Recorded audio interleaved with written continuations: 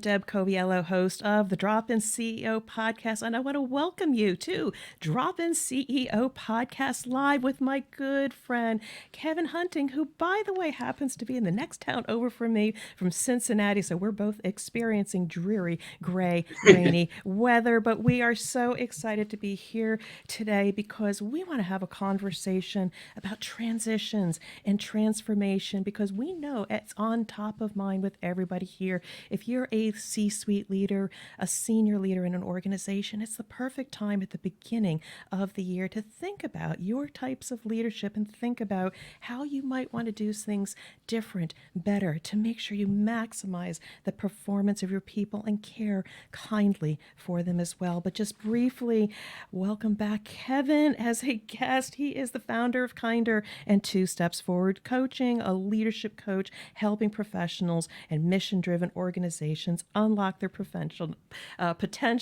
Music to my heart. I just want to say thank you for dropping in. Oh, well, thank you for having me. This is a second go around. We've done this before, so I'm excited to be here. And I think this topic, like you said, is just really, really relevant. I think what excites me most is the idea of, helping leaders understand the importance of really looking at what's happening, not only with themselves as a leader, but their teams and their organizations. And as you mentioned, to really take the time to do the thought and the commitment and the action that would be necessary to start to better understand maybe how they are leading. So this topic to me is so close to heart. Yeah, and I'm excited about this too. And again, we promised everybody when we invited, I sent out invitations to everybody and their brother or sister. And we want to promise that we deliver, but we want to definitely talk to you, make sure you gain some insights about how to embrace change. And through our stories, because I'm going to share some stories, Kevin's going to share some stories in his experience about resilience and transformation. But also, we are going to fold in so much of what Kevin talks about is kindness. Kindness is not a soft thing, but so critical and a leading indicator of future performance and basically enabling us all to thrive in the new year. It's not just about the technical work, but it is about how we interact with each other, the emotional intelligence, all that stuff. It all intertwines. So, Kevin, are you ready? Oh, let's do this. I'm ready. Yeah. So, first of all, just you're going through a major transformation yourself. You happen to be in Cincinnati, but you just moved to Mexico. Tell us about that change and transition for you.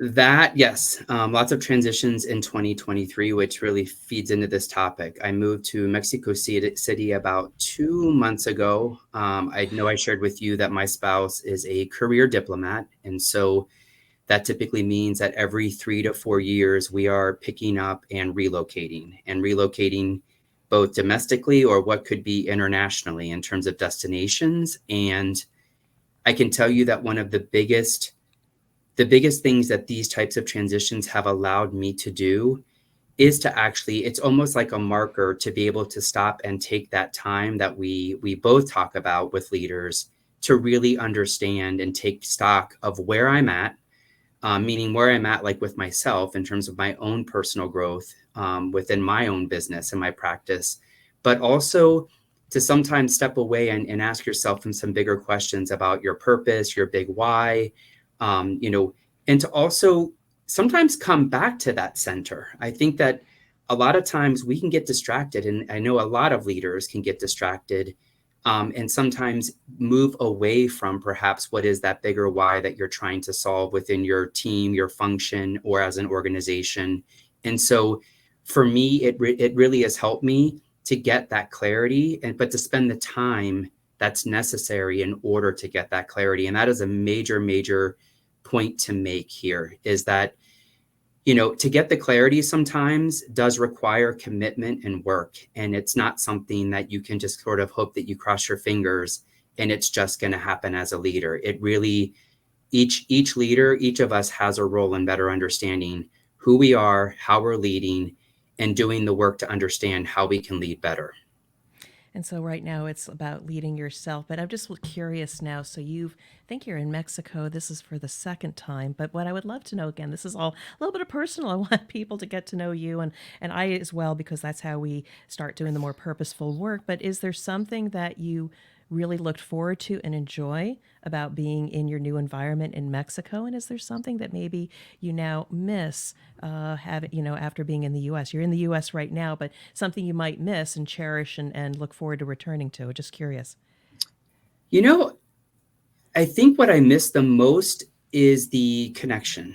Okay. When I say connection, the relationships that I built. That's one thing that I dearly miss. Meaning, having lived in Miami, where I was before, having built some really solid relationships, both from a professional and personal standpoint. Those types of things to me are deeply important and can be unsettling, but are also the things that I just love and admire and that I miss dearly. I'd say that again, in moving back to Mexico this time, I think what I was most looking forward to was a sort of newfound level of confidence in my overall experience, because when I first moved there, I knew Spanish. I was Spanish speaking, but definitely wouldn't classify myself as fluent.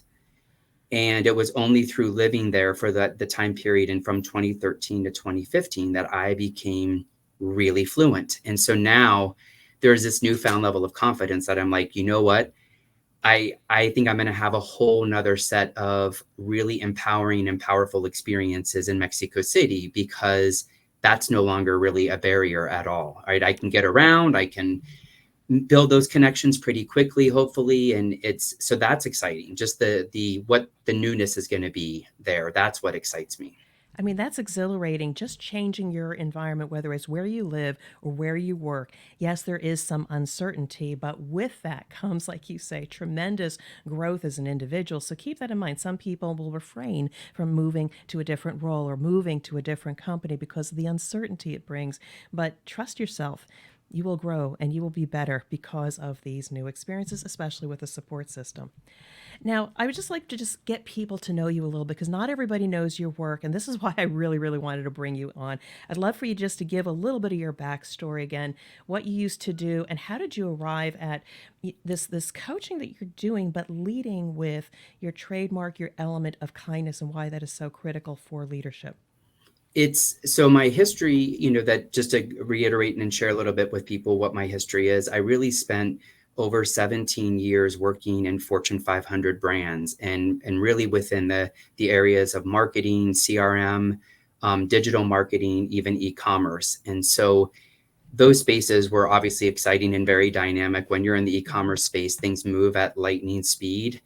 And you really have the ability to respond very quickly to the business, to what's happening within the business, and to be able to course correct, if you will, fairly quickly. But I mean, after spending those 17 years, I also did some consulting work in Washington, D.C. I worked at a development bank in Latin America and led a whole project around Salesforce and the implementation of Salesforce as an organization-wide type of CRM platform.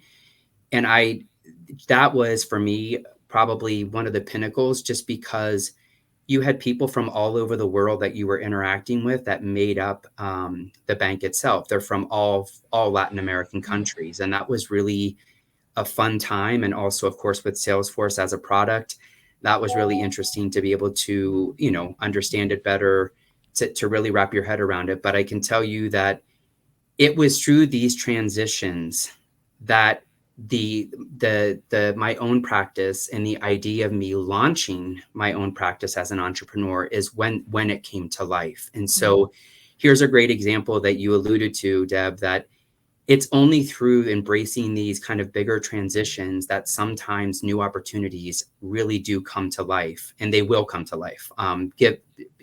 Hands down. For me, that's what happened. I noticed that I was in a pattern, and I noticed that for a period of time, what I was doing was always looking for that next corporate role, that next corporate marketing job.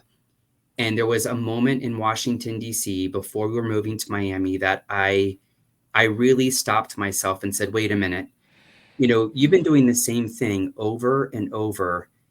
And it was also a person, an individual that came into my life, one of those connections that I didn't know at the time was a coach, but I was working with and working on a separate project with, on a personal project that I had. That is through those conversations, I started to understand what this individual was doing. And that's when it seemed like the stars were aligning. I know that sounds very lofty, but it was almost like the universe was telling me, this is what you need to be doing, and to trust your instincts and your intuition, which is another leadership trait that many leaders don't tap into. But I really took a step back, and it was the first time I really did it. So it was a big deal for me. It wasn't me It just is. acting and doing like I normally was doing, like just, keep doing the same. I really took some time to stop, reflect, and understand where I was and why I was doing what I was doing. But more importantly, what did I want to do? Like, what did I want to do with my life? And it was only through those conversations with this individual that I started to do more research into coaching, to leadership coaching. And the more I did it, the more it just filled me up. I was like, I could feel this sense of purpose that I hadn't felt in a very, very long time, that was telling me this is it. And I listened to it.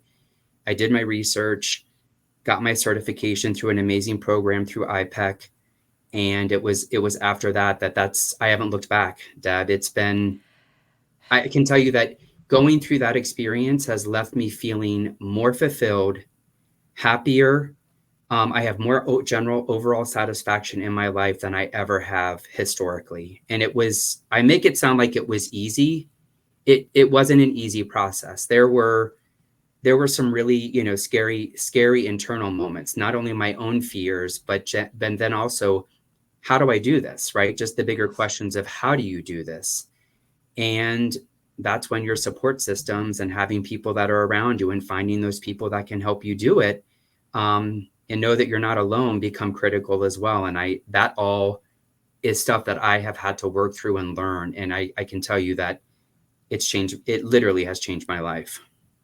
And it takes courage to hit the pause button and live with a little bit of uncertainty in the moment. You might not have a paycheck for a while. Things could get a little bit scarce during that moment. But if you don't invest in yourself now, you might regret it, and keep doing what you did. And I've heard so many people and had so many people on my podcast say they don't want to die with regret of not knowing what could be. Mm, But I want to lean a little bit into your brand, because I'm going to say it, I too.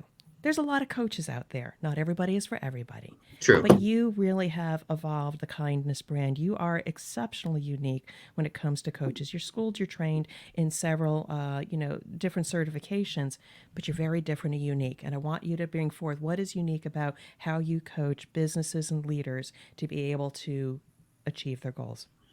I mean, the most unique aspect of what I do is allowing people, I think, to really tap into their emotions. And when I say emotions, meaning using emotions as a key performance indicator, which Yeah. I know people are going to use, those leaders out there are like, wait, why is he using very metric based language to describe emotions? But emotions can become a really powerful force in helping you understand how effective you are as a leader, and the overall performance of your leadership. And so that is tied into, it is only through understanding our emotions that one of the key factors that I see a lot of times is that learning to really cultivate an idea of self-kindness and self-compassion is where so many leaders, there's an opportunity. It's not, they may not even be aware of it, but we are, I think so many of us have been brought up in an environment where we tend to really be good at beating ourselves up. Um, you know, Yes. we even, it doesn't matter if you're a CEO or even if you're a frontline manager, if you're just starting your career, we people love to beat themselves up. We love to make it about us. And I feel like that's one of the biggest things that we start to unearth and really dimensionalize in a much more profound and actionable way is, what would that look like if you were having more compassion for yourself as a leader? What would that allow you to do, and who would that allow you to be? Is a really important question. And so, yeah, I mean, kindness and compassion, that's why it's close to my heart, is I can tell you from my own personal experience, when I first started, I was that. I was the person who was always beating myself up, telling myself how I didn't do X good enough or that I could have done it better. And rather than sort of act more neutrally, because there was a lot of stress that went with that, Deb, a lot of stress and anxiety and worry. And that in itself affects leadership's performance. When you are trying to be a leader operating with a growth mindset, they're actually, it's the inverse relationship. If you are always in a state of panic or anxiety or worry, it is not neurologically possible to really operate at that level that a growth mindset is operating at, because you're so consumed by your stress and anxiety. So that's my focus. And I can tell you that it has been an eye opener for so many leaders that I have worked with to really get clear with themselves and honest with themselves about what that relationship looks like for them. I think about, emotions. People think it's something that's not quantifiable, but because we're so programmed to measure by results. But I think if you can look at emotions as a leading indicator of success, depending on where you're at on that spectrum, then you can start taking actions about it. We've never really given people either language or metrics to be able to measure those things that are underneath the surface and left unkept or actioned on. Yeah, you're going to maybe look good on the surface, you're getting the results, but it's not sustainable. You may be eroding someplace else. I will say, I am working with somebody now, and I am much kinder to myself. The dishes aren't always done, the laundry's not always done, and I'm not beating myself up anymore because it's like, oh, well, it'll get done in a day or two from now. I'm getting my sleep, I'm spending time with my husband, and I'm only doing the most important things that move the needle. So I'm a little Mm. kinder to myself. I'm still recovering, but it's so, so important to have a better life. It it is, and I think it's a topic that's not. It is being talked about more and more. But when people leaders are out there, I know that I came from, I worked environments just like you, Deb. I know we've talked about this, that we're so data driven, so analytics driven, and that is very, very important. But I just was talking with two leaders yesterday, and one of them was actually taken back because he was like, I love this idea. I said, besides having your KPIs and those hard goals, whether it's revenue and whatever you're measuring in your business that are going to be your key performance indicators for the year, I said, if you don't have a leadership KPI dashboard, you're missing something critical, which is, again, measuring and really putting a concerted effort behind what your leadership growth looks like for the year and how you're going to measure your success. Because that's where intention and action will come together. And then by the end of the year, you'll say, wow, not only was I able to meet all the technical kind of hard data, right, driven metrics that we're all looking for and we're all really working behind, but I was also able to grow as a leader, which is where I think there could be, I think, a bigger focus. I think there's a much bigger opportunity within organizations. And so you and I are so aligned in our brand. I often talk about leaders are trying to get results when actually they're in pursuit of peace of mind. And when I Mm. talk about the missing piece is that people come to work, you hire the right people with their technical capabilities. But what we're not doing is looking at those performance gaps in terms of maybe competencies or confidence. And it could be an element of emotions, psychological safety. I've got triggers here. I've been in this situation before and I shut down. We need to be having more conversation about closing those competencies, those mindset, or how do I interact with other humans because I've not had these experiences before. Close those gaps. And the performance and the metrics will come with because you've unleashed their potential. You've removed Mhm. those mental, those physical, those emotional barriers. And people don't spend as much time in that because I think you even talked about the ROI. This is an investment in the bottom line because you will get much more efficiency. You won't lose people. And It's get, yeah. those metrics will eventually, like you said, they will surface through your employee retention, your, if you have any kind of internal surveys that you're doing annually or 360 reviews where it's about morale, engagement, retention, whatever you're measuring, especially within the HR sort of Mm-hmm. functional areas. That is where you're going to start to see how the numbers are impacting your organization. And it's your I we do talk the same language. That is the cost, though. There is a real cost to businesses by not focusing on those really critical leadership traits, characteristics, or behaviors that are going Mm. to help fuel performance, not take away from performance, which is what so many organizations, I think, really struggle with, and rightfully so. It's not an easy thing to tackle, but it's such an important piece of the puzzle. And I agree. And I know I, as well, as a leader, have gone through major transformation points. And we could go on and on about this. So, Yeah, I want. Well, on that note, it's so funny. woo!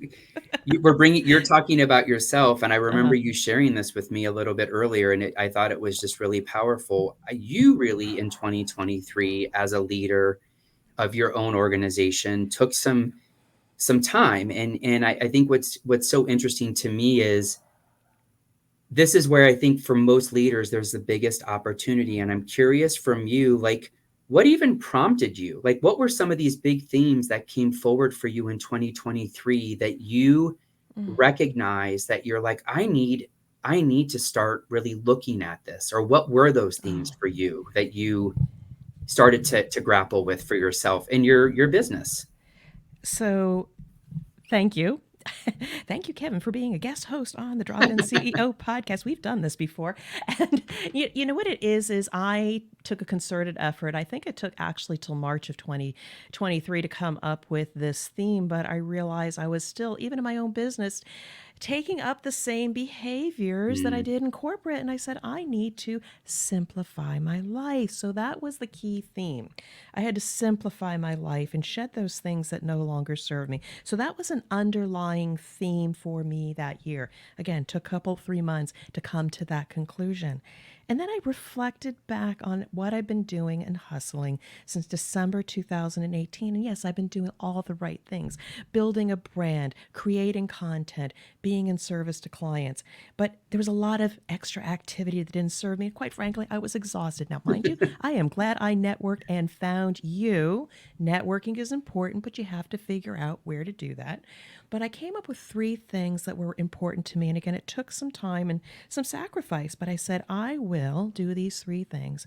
I will invest in myself. mm, I will invest in my reach, and I will invest in my well being as leading indicators of following a process. Trust the process, because only then will I start achieving the results that I want. Now, I did have financial metrics, things that I had to get done, things I had to do. But I said, if I can invest in myself, so I got new audio equipment, new video equipment, and I took some leadership development courses because I needed to grow as a person. I invested in myself. I was no longer going to invest in other people's platforms, chasing other people for speaking events, could get on their podcast. I was tired of chasing. I said, mm, invest in myself, invest in this podcast. I can count on myself. I can't count on everybody else. And eventually the pull will come. Invest in my reach, smart networking. The podcast is my reach. Use my voice. People love my voice. Accelerate, amplify, increase my reach. So more eyes on this work that I might be able to serve. And finally, and this actually should have been number 1, and it still is number 1, is invest in my well-being. Because if mm. this little Energizer bunny cannot continue to perform and have this energy, there ain't going to be no drop in CEO. So it was hard, but I had to peel back some obligations, operate in a different way. I had to do certain things financially, but ultimately I am happier, much happier, because I took the time to reflect on those things and decide what was important. And then when came to key decisions, those 3 guiding principles helped me at those junctures. Should I do that shiny penny? No, not yet. Maybe I'll do it later. Very And critical. Yeah. do you remember, was there something specific, an event or just something that really stopped you to take that time to be able to develop those 3 things? What was that for you as a leader? I had to look at my P&L. My Okay. P&L. I looked at my finances and I needed to sort some things out. I had to get laser focus on certain income streams that I knew would definitely bring in income in order to keep this business viable. I wanted to continue to doing this work, but I just knew I had to make certain decisions. So I did take some work that was contract work that leveraged my technical expertise. It wasn't my most passionate work, but I made the financial decision because I was at a place where the business wasn't financially healthy, and that was a very vulnerable thing for me, but we all come across that. So I did have to stop a little bit and say, what do I need to do to keep the business viable? And eventually I did get a combination of both the contract work and the passionate work of being a fractional COO, or being called in for a month to go to California and be a fractional chief quality officer and save the day amidst a crisis. I still got that passionate work, but I had to pause and do what was necessary as a business owner to keep this thing running. And I'm pleased to say that the business is in much more better financial health than I am as well, both physically and mentally. Wow. And I know, we both experience with a lot of our clients, and I'm sure the people that we work with, that there's such an imbalance there sometimes. And again, I say this because it's not to be taken for granted. Sometimes there may not even be a conscious balance, that there's just this imbalance of someone has neglected their overall health and well-being, even mental well-being, I would say as well, which is such a critical piece, because everything is just about doing and getting the job done and running a mile a minute and chasing, you know, the weekly, monthly, quarterly metrics that have to deliver on in order to get that bonus or whatever it is at the end of the year. And it is something that creates a lot of stress, which of course, as we all know, can affect us, right? Stress affects our health. If it goes unaddressed and it's happening for extended periods of time, it can have an impact on our health. I really appreciate you sharing that, because I feel like I know, and the people I work with, this is such a big topic, is trying to find. I don't know if I like the idea of work-life balance. I feel like it's such a unique personal phenomenon for most people, but being able to find whatever just balance in general, whatever that is for the individual, is, I think, where there is a big opportunity. And again, putting a plan behind it. As a leader, we know that nothing happens without a plan. We're all plan driven. And so that goes for us as well. It comes back to, what's our plan for ourselves? And I know for many leaders, Deb, the challenge is finding the time and the commitment, right, to build that awareness that you did about your business and taking the time. So what do you believe are the benefits of really taking that time, like of doing what you've done? If you were talking to other leaders, what are the benefits of taking the time to do this? It provides you clarity. It provides you clarity for, why am I doing what I'm doing? And anytime you hit a difficult point in your business, you're having challenges with customers or clients, or you're at a juncture whether you need to buy equipment or let somebody go, you get clarity in, okay, these are my three guiding principles. These are the non negotiables. I'm not going to deviate from these. Or if I do, I will, but no, it's not sustainable. And when am I going to go back then to my grounding principles? It is a great piece of decision logic when you gain clarity and say, this is what I am going to do, and this is what I'm not going to do, and this is what I'm going to change in my leadership. And I'm going to make sure I stick to that, because I want to be a kind leader. I want to be a servant leader, whatever that is.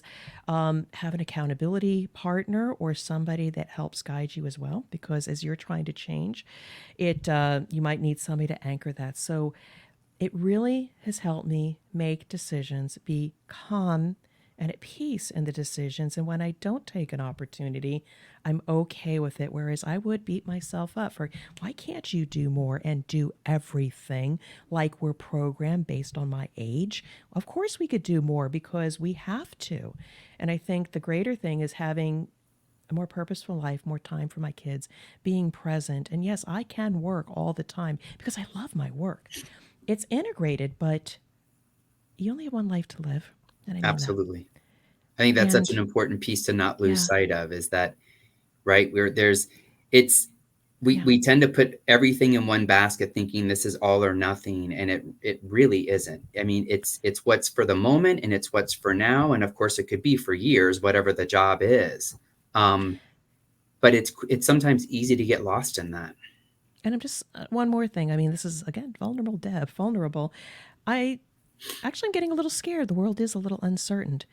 You see people leaving this earth, adults, children, and I'm a little scared a little bit. And while that doesn't control my life, I Hmm. want to make sure that my kids were here for the holidays.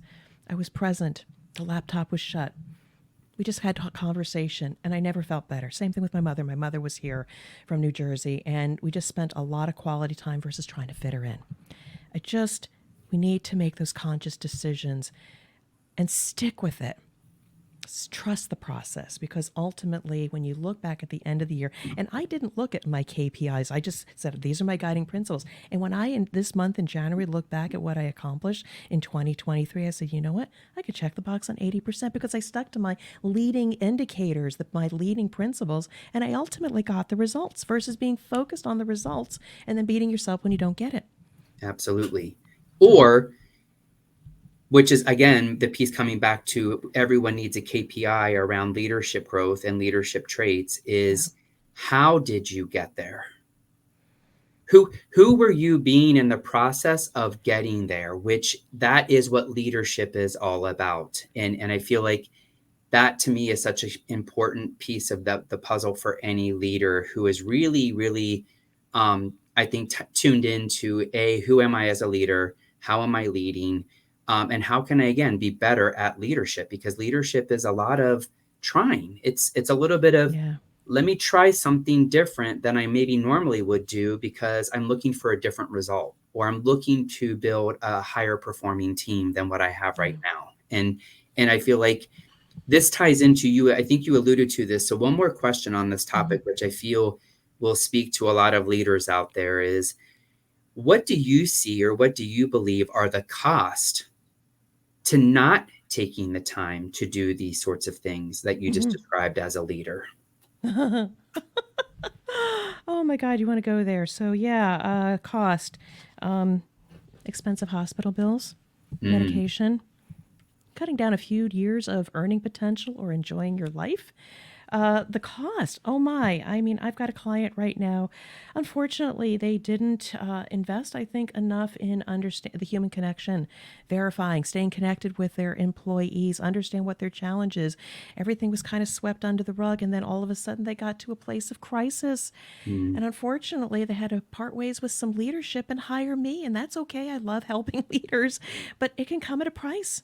And I think that if we don't just take a pause and think about one, how, what leader am I? Am I present? Am I there for my people? Am I developing my people? Do I have the right culture? And then teasing that out from your people. People are going to leave.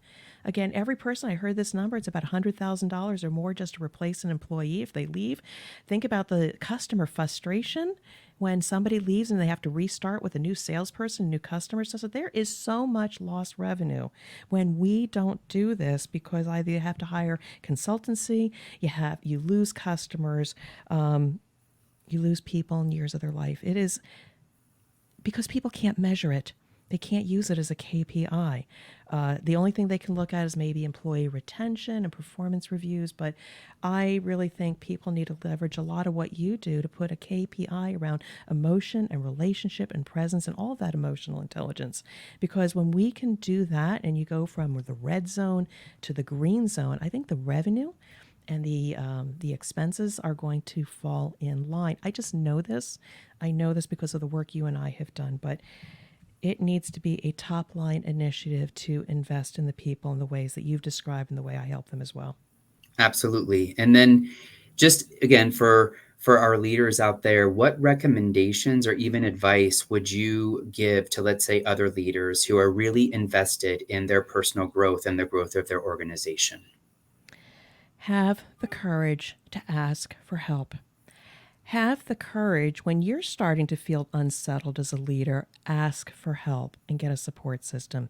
Because what your body chemistry and that uneasiness and uncertainty you feel of can you get through this year, maybe that awareness of that signal inside saying, I think I might need to change my leadership style. I might need to change my interaction with people. Maybe my people need some help. Can I do it with this team? How can I help them? I think you need to take the time to pause and ask for help if you don't have the capability or capacity within your organization to do it. There's no shame in asking for help. That's actually a source of strength. Absolutely. I mean, this topic to me, we could talk for hours about it, but Yeah. I feel like you mentioned this earlier too. One of the biggest questions I will ask someone, because it's really what they're actually aiming for, Mm-hmm. apart from, let's say, a hard KPI or metric or something that they can measure, is thinking about what do you want to feel Mm. as a result of doing or accomplishing. And again, you can fill in the blank for any leader. That question to me is ultimately what most leaders are aiming for, is a feeling, and not tied to a hard metric. And I say that because an example I can use of this is a lot of clients that I've worked with, in whether they're career transitioning or looking at a new job or whatever. Um, a lot of people get really attached to, well, what's the role, what's the salary, what are the benefits, right? Like the things that are the hard and fast facts about what this role is going to be. But one of the questions that I always ask is, well, what do you want to feel as a result of this role, of being in this role? And it's like throwing a curveball, because they're like, what the hell what do you mean, what do I want to feel? Because what they actually start to feel is what's going to either make them really be passionate and enjoy what they're doing, which is going to translate to their teams and to their results and to all the relationships that they're going to be building, versus if all I'm feeling is stress, worry, anxiety, and frustration, that is not going to be a recipe for success. Your leadership as a performance, your performance as a leader is going to actually be impacted by that. And again, it'll just flow through. It'll flow through to your team members and to all of those individuals and the organization's bottom line. So I'd love to do a virtual high five, Kevin. High five, because that's my peace of mind. I talk to Mm, leaders, you're in pursuit of peace of mind, and you know it when you feel it. Then absolutely. you know things are running on all engines. So, Kevin, we are on the same page. We are in service to companies that have that awareness that they need to start off the year a little differently in terms of their leadership and in support of their leaders. And how do we do it with kindness? I want people to find you, connect with you. I ask everybody that's watching, thank you to everybody that's watching today and watching this on the replay and listening to it again on the Drop In CEO podcast. In a few weeks now, I want people to connect with you, Kevin. How can people find you? Two of the easiest ways, if you're on LinkedIn and you're seeing this, just follow me first on my page. It's Kevin Hunting, with two T's. So follow me and direct message me. You know what? I love to hear your stories. That's one of the things that just fuels me, is hearing your story as a leader, or again, what challenges you may be faced with. And so to me, that's what fuels me. That's what really inspires me. And the other way is, you can go visit twostepsforwardcoaching.com and just look around, check out my website. There's a lot of information that's available there. But either way, um, it goes back to, know that if you're a leader and you're looking for the support that you so badly desire and want, we're here for you. You don't have to do this alone. And there are some amazing resources right here in front of you that can help propel your performance success. And Deb, how, likewise, I know that this is your podcast, but what would you like to share in terms of how people can connect with you?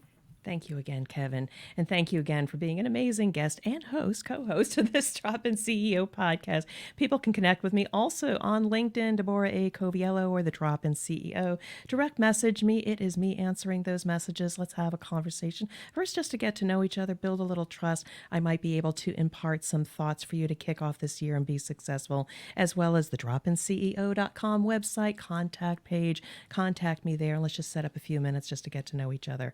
So, again, this has been amazing. Kevin, I wish you well, much success. Thank you for dropping in on the Drop In CEO podcast. Thank you.